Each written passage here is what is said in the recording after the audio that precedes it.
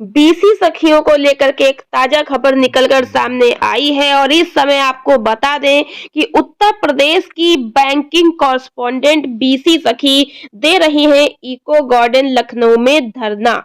ये धरना क्यों दे रही हैं? इनकी कुछ समस्याएं हैं, कुछ मांगे हैं जो लगातार ये सरकार से अपनी मांगे पूर्ण करने के लिए कह रही हैं। इसके पहले भी ये लोग धरना प्रदर्शन कर चुकी हैं इको गार्डन लखनऊ में, लेकिन सरकार का केवल आश्वासन ही मिला और उस पर कोई कार्रवाई नहीं की गई।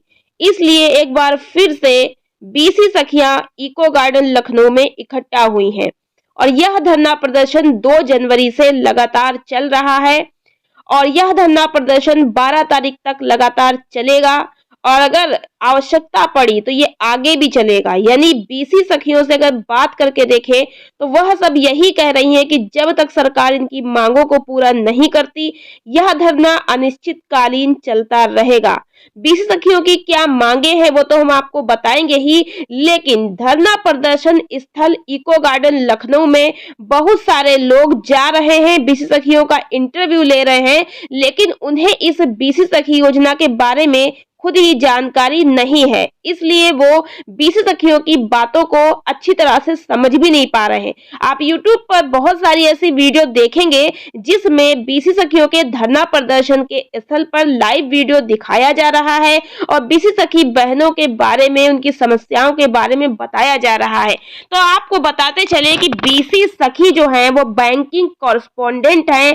आपने कई बार उत्तर प्रदेश के मुख्यमंत्री योगी आदित्यनाथ जी के मुख से प्रत्येक भाषण में ये सुना होगा कि उन्होंने उत्तर प्रदेश में 58,000 वैकेंसी दी हैं, बैंकिंग कॉरेस्पोंडेंट की वैकेंसी। तो वैकेंसी तब दी जाती है जब नौकरी निकलती है। तो एक तरीके से यूपी में बीसी सखियों को नौकरी दी गई और यह नौकरी है बैंकिंग कॉरेस्पोंडेंट के नाम से, जिसको बीसी सखी के नाम से धरातल पर गांव-गांव में जाना जा रहा है। तो बैंकिंग सखी जो है ये बीसी सखी के नाम से एक ग्राम पंचायत में एक पद पर लगी है, यानी प्रत्येक ग्राम पंचायत में एक पद रखा गया है और इस पर केवल और केवल महिला को नियुक्त किया गया है। इनकी शैक्षिक योग्यता कम से कम हाई स्कूल मांगी गई थी और इनको IIBF की ट्रेनिंग भी सरकार की तरफ से कराई गई थी।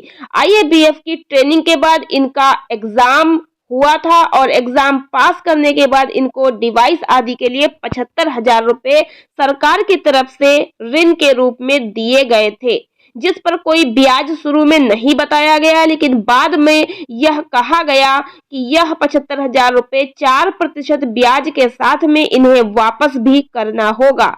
अब उन 75,000 रुपए में से इन महिलाओं ने, जो बीसी सखियों ने डिवाइस खरीदी और डिवाइस भी बहुत महंगी मिली है, उतने में तो लैपटॉप मिल जाता और डिवाइस वर्क भी नहीं कर रही है। मजबूरी में ये बीसी सखियां अपने मोबाइल से काम कर रही हैं, तो अब उन्हें मोबाइल भी खरीदना पड़ा।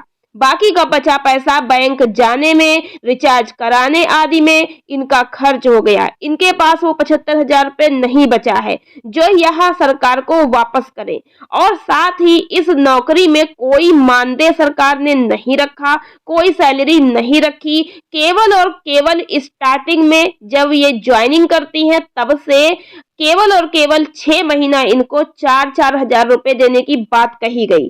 कुछ बीसी सखियों को मानदेय मिल गया 6 महीने का, कुछ को तो 1 महीने तक का भी नहीं मिला, किसी को 3 महीने का बाकी है, किसी को 4 महीने का बाकी है। ये बीसी सखियां जब मानदेय ही नहीं है तो कहां से ये अपना पैसा उधार वाला वापस करेंगी। और आपको बता दें कि जो बीसी सखियां हैं इनको 75,000 रुपए इनके खाते में नहीं मिला, बल्कि ये स्वयं सहायता समूह से खाते में आ करके इनको मिला है, क्योंकि यह जो नौकरी है यह सीधे बैंक से कनेक्ट नहीं है। यह नौकरी सरकार की तरफ से नौकरी के रूप में एक वैकेंसी निकाल कर दी गई और यह उन महिलाओं को दी गई जो आजीविका मिशन NRLM में स्वयं सहायता समूह में जुड़ी हुई हैं। तो स्वयं सहायता समूह में जुड़ी हुई महिलाओं को इस वैकेंसी के लिए फॉर्म अप्लाई करवाए गए, वो भी मोबाइल पर ऑनलाइन। उसके बाद इनका सीधे लखनऊ से चयन किया गया और तब NRLM विभाग की तरफ से जब इनका चयन हो गया तब समूहों में इनके 75,000 रुपए दिए गए और फिर इन्हें किसी बैंक से टाई अप किया गया है। इस प्रकार से जो एनआरएलएम है आजीविका मिशन, वह अपना 75,000 रुपए वापसी मांग कर रहा है। अब ये बीसी सखियां इस पैसे को कहां से वापसी करेंगी और अब इनका ना तो कोई मानदेय है और ना ही इनको अच्छी इनकम होती है, क्योंकि ग्रामीण स्तर पर जो है, गांव स्तर पर जो ग्रामीण होते हैं वो सरकारी बैंकों में ज्यादा विश्वास करते हैं। और देखा जाए तो बैंकिंग सखियों को अलग अलग तरह की बैंकें दी गई हैं, किसी को पेनियर बाई, किसी को एयरटेल पेमेंट, किसी को अलग से मतलब बड़ौदा बैंक दिया गया, किसी को सरकारी, किसी को प्राइवेट, अलग अलग तरह से बैंक दिए गए हैं। अब 6 महीने के बाद केवल और केवल इन्हें कमीशन ही मिलेगा जितना ये बैंकिंग कार्य करेंगी, ट्रांजैक्शन करेंगी। तो अलग अलग बैंकों के अलग अलग रूल हैं और अलग अलग कमीशन है। धरातल पर देखा जाए तो मैक्सिमम जो बीसी सखियां हैं इनके कमीशन भी कोई ज्यादा अच्छे नहीं है, 0 एक तरीके से समझ लीजिए, क्योंकि जो भी ये महीने में 200-500 कमाती हैं कमीशन से, उससे कहीं ज्यादा इनकी जेब से खर्च हो जाता है, क्योंकि इन्हें बैंक जाकर पैसा लाना है और बहुत ज्यादा अमाउंट तो इनके पास रखा नहीं है कि ये लेन देन करेंगी, क्योंकि जो ग्रामीण स्तर से ये महिलाएं इस जॉब के लिए चयनित की गई हैं, ये गरीब हैं तब इसमें जुड़ी हैं, इनके खुद के पास इतना पैसा नहीं है, तो ये गरीब महिलाएं कैसे इस कार्य को कर पाएंगी। इस वजह से ये महिलाएं बहुत ज्यादा परेशान हैं, इनकी समस्याएं हैं, इनकी प्रमुख मांगे हैं।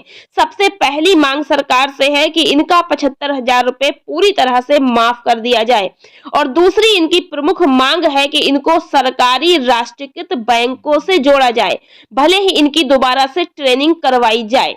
तीसरी इनकी मांग है कि इनका जो मानदेय है वो नियमित कर दिया जाए और इनको परमानेंट नौकरी पर रखा जाए।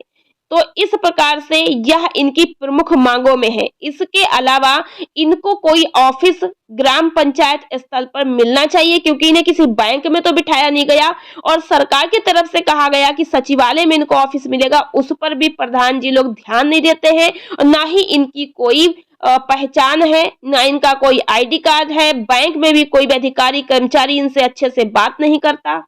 इसके अलावा बीसी सखियां अपना यात्रा खर्च की भी मांग कर रही हैं और प्लस उनका बीमा भी होना चाहिए, क्योंकि वहां पैसा लेकर चलती हैं और बैंक वगैरह जाती हैं, बाहर निकलती हैं तो जोखिम का कार्य है। 24 घंटे सेवा देनी है, कोई रात के 12 बजे भी पैसा निकालने आए तो भी उन्हें निकाल के देना है। गांव-गांव में अगर कोई महिला गर्भवती है, कोई बीमार है, कोई बुजुर्ग है, कोई दिव्यांग है तो उसके घर जाके भी पैसा निकालना पड़ता है। तो बहुत ही मेहनत भरा कार्य है, लेकिन कोई भी इसमें ना सैलरी है, ना मानदेय है, ना ही कोई अच्छा कमीशन है। अब तो इनके परिवार वाले भी इनसे कहते हैं कि ये कर्जा तुम्हारा है, तुम इस कर्जे को दोगी, परिवार से कोई नहीं देगा, या फिर इस नौकरी को छोड़ो। महिलाएं नौकरी छोड़ती हैं तो 75,000 कहां से वापसी करेंगी और वैसे भी 75,000 कहां से देंगी जब उनकी कोई इनकम ही नहीं है। तो अब सरकार को इनकी ये समस्याएं ध्यान से सुननी चाहिए और इनकी समस्याओं पर कुछ न कुछ विचार करे, इसका निदान करे, इसका हल करे, क्योंकि यह वैकेंसी उत्तर प्रदेश की सरकार के द्वारा ही लाई गई है और प्रत्येक भाषण में आपने मुख्यमंत्री जी को इसके बारे में चर्चा करते हुए भी सुना होगा। बहुत ज्यादा इसकी चर्चा भी रही है। इस समय बैंकिंग कॉरेस्पोंडेंट सखी इको गार्डन लखनऊ में लगातार धरना दे रही हैं, अपनी मांगों को लगातार कह रही हैं, बता रही हैं और इस समय बीसी सखियों ने एकता कर ली है और डिवाइस बिल्कुल भी नहीं चला रही, यानी कि जो ऐप है उनका जो आईडी है वो लॉगिन नहीं कर रही हैं, काम बिल्कुल ठप कर दिया है, बिल्कुल भी कार्य नहीं कर रही हैं, कोई ट्रांजैक्शन नहीं कर रही हैं। तो बैंकिंग सखियों की समस्याओं पर सरकार को विचार जरूर से करना चाहिए, क्योंकि यह बहुत ही महत्वपूर्ण है महिला सशक्तिकरण को देखते हुए। तो आशा करते हैं इस वीडियो के माध्यम से आपको बैंकिंग सखी के बारे में, इस धरने के बारे में समझ आया होगा। इस वीडियो को लाइक और शेयर कीजिए, आगे बढ़ाइए। धन्यवाद।